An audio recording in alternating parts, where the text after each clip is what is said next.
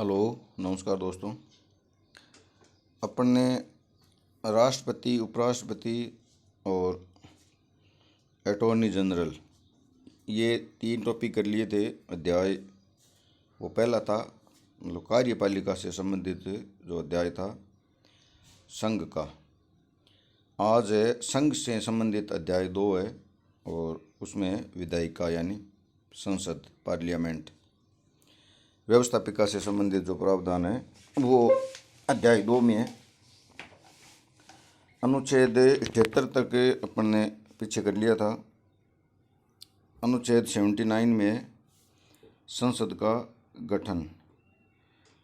79 में क्या लिखा है? संघ के लिए एक संसद होगी जो राष्ट्रपति तथा 2 सदनों से मिलकर बनेगी, जिसके नाम राज्यसभा व लोकसभा होगा। ये देखो इम्पोर्टेंट है।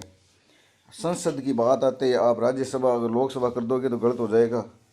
राष्ट्रपति संसद का भाग होता है, ये अनुच्छेद 79 में लिखा हुआ है। संसद का मतलब राष्ट्रपति प्लस राज्यसभा और प्लस लोकसभा, तीनों का संगठित जो नाम है वो है संसद, और ये 79 अनुच्छेद में लिखा हुआ है। फिर है अनुच्छेद 80। अनुच्छेद 80 में राज्यसभा की संरचना का उल्लेख है। 80(1) में क्या है? राष्ट्रपति द्वारा निर्देशित किए जाने वाले 12 सदस्य। तो 12 सदस्य कौन हो गए? जो राष्ट्रपति मनोनीत करेगा, जो कला, साहित्य, विज्ञान और समाज सेवा में ख्याति प्राप्त व्यक्ति होंगे। और ये कहाँ लिखा हुआ है? 80 के क्लोज 1 के क में लिखा हुआ है। फिर और कोई और सदस्य और राज्यों से, जितने राज्य है ना भारत के या उसके संघ शासित क्षेत्र से, वहाँ से आएंगे 238। 238 और 12 हो गए 250। 250 राज्यसभा की सदस्य संख्या है। एक राज्यसभा की किस राज्य से कितने लोग निर्वाचित होकर जाएंगे, एक टेबल है। मैं एक अगले वीडियो में वो टेबल डाल दूंगा।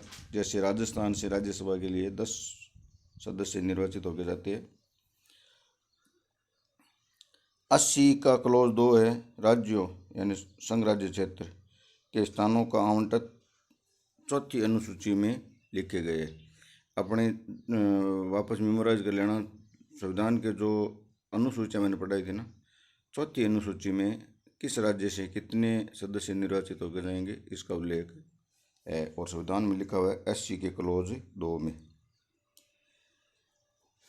फिर 80 का क्लोज 3, राष्ट्रपति साहित्य, विज्ञान, कला और समाज सेवा के क्षेत्र में अनुभव रखने वाले 12 व्यक्तियों को मनोनीत करता है राज्यसभा में।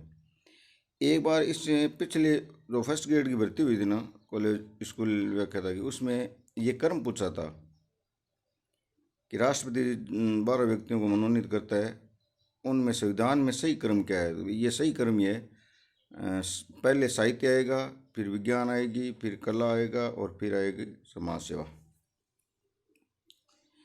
फिर 80 का क्लोज 4, राज्यसभा में प्रत्येक राज्यों के प्रतिनिधियों का निर्वाचन उस विधानसभा के निर्वाचित सदस्यों द्वारा आनुपातिक प्रतिनिधित्व पद्धति के अनुसार एकल संक्रमणीय, और मैंने देखो लाल में लिखा है खुला, मत द्वारा किया जाएगा।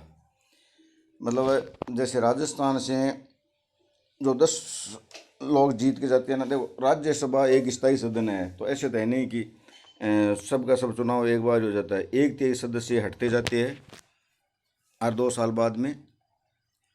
तो राजस्थान का जो क्वोरम है वो है 4-3-3। तो 3 लोग अगर किसी वर्ष चुन के गए तो वो कैसे? विधानसभा के जो 200 लोग हैं ना, वो एकल संक्रमणीय मतदान द्वारा उनका निर्वाचन करेगा, और मतदान खुला होगा। खुला का मतलब बाकायदा आपको दिखाना पड़ेगा कि आपने किसको मतदान किया है। फिर है 80 का क्लोज 5,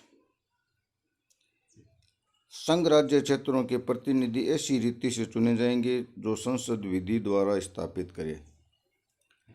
मतलब संघ शासित जो प्रदेश है वहाँ से प्रतिनिधि कैसे चुने जाएंगे, तो उसके बारे में संसद कानून बनाएगी।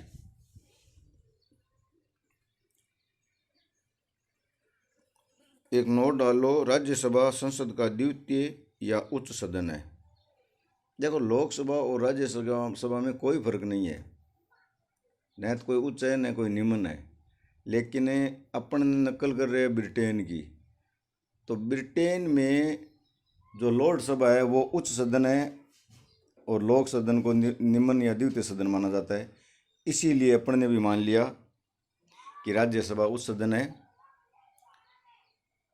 और लोकसभा निम्न सदन है या प्रथम सदन है। बाकी ऐसा कोई भी क्लासिफिकेशन है भारत के संविधान में नहीं है। हाँ, इतना है कि पहले अनुच्छेद 80 में राज्यसभा का जिक्र है, तो संविधान में पहले राज्यसभा का जिक्र है, फिर लोकसभा का जिक्र है। इस रूप में आप कह सकते हो ये उच्च सदन है। फिर एक नोट और, राज्यसभा के सदस्यों की अधिकतम संख्या 250 निर्धारित है, परंतु वर्तमान में ये सदस्य संख्या 245 है। ये एक फिगर याद रखना, राज्यसभा के सदस्यों की संख्या कितनी है, 245 है। फिर है अनुच्छेद 81 81 में लोकसभा की संरचना है। 81A के क में लिखा है, राज्यों में प्रादेशिक निर्वाचन क्षेत्रों से प्रत्यक्ष निर्वाचन से 530 सदस्य कहाँ से आएंगे, भारत के जो विभिन्न राज्य है उनमें से प्रत्यक्ष निर्वाचन के द्वारा। 81A के ख में है, संघ राज्य क्षेत्रों के प्रतिनिधि ऐसी रीति से निर्वाचित होंगे जो संसद विधि द्वारा स्थापित करे और 20 सदस्य निर्वाचित होके आएंगे। तो 530 और 20 हो गए 550। तो संघ शासित प्रदेशों से सदस्य कैसे निर्वाचित होके आएंगे, इस पे संसद, भारत की संसद विधि बनाएगी। अनुच्छेद 331 के अधीन राष्ट्रपति 2 एंग्लो इंडियन सदस्यों को मनोनीत करेगा। तो 530 तो हो गए राज्यों से, 20 हो गए संघ शासित प्रदेश से और 2 हो गए एंग्लो इंडियन। इसका मतलब लोकसभा की जो सदस्य संख्या है वो है 552, अधिकतम 552 है।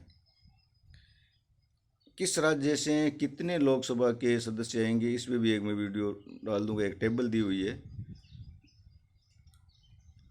वर्तमान में लोकसभा की 545 सदस्य संख्या है। हालांकि स्थान आवंटित 552 है, लेकिन अभी जो स्थान है वो 545 ही है। तो 245 राज्यसभा के और 545 लोकसभा के। एक नोट और, ये जो सदस्य संख्या है ना 2026 तक यही संख्या रहेगी, मतलब 552 ही रहेगी 2026 तक। ये एक संविधान में संशोधन किया गया था और संशोधन था 84वें संविधान संशोधन द्वारा ये व्यवस्था की गई कि लोकसभा के सदस्यों की संख्या 2026 तक यही रहेगी। मतलब हर जनगणना के बाद एक परिसीमन आयोग बैठता है, लेकिन संविधान में संशोधन ही कर दिया कि 2026। इसका मतलब ये हुआ कि अगली जनगणना, मतलब अभी जो जनगणना चल रही है 21 वाली, तो इसमें तो परिसीमन बैठेगा नहीं। अगली जनगणना होगी 2031 में। 2031 के जब आंकड़े आएंगे ना 32 में, उसके बाद कोई परिसीमन आयोग बैठेगा। तब तक लोकसभा की जो सदस्य संख्या है वो 545 रहेगी। अब किस राज्य से कितने लोग निर्वाचित होके आएंगे, ये जनसंख्या के आधार पे होता है। तो जनसंख्या का आधार वर्ष है वो 1971 की जनगणना को माना गया है। और लोकसभा के सदस्य किस राज्य से कितने होंगे इसकी आधार की जनगणना है वो है 2001 की जनगणना। मतलब जनसंख्या का जो आधार है वो तो 1971 का है, लेकिन किस राज्य से कितने लोग निर्वाचित होके आएंगे ये जो जनगणना का आधार है वो 2001 की जनगणना है। अभी अपने संसद का टॉपिक पूरा नहीं हुआ, आज इतना ही। धन्यवाद दोस्तों।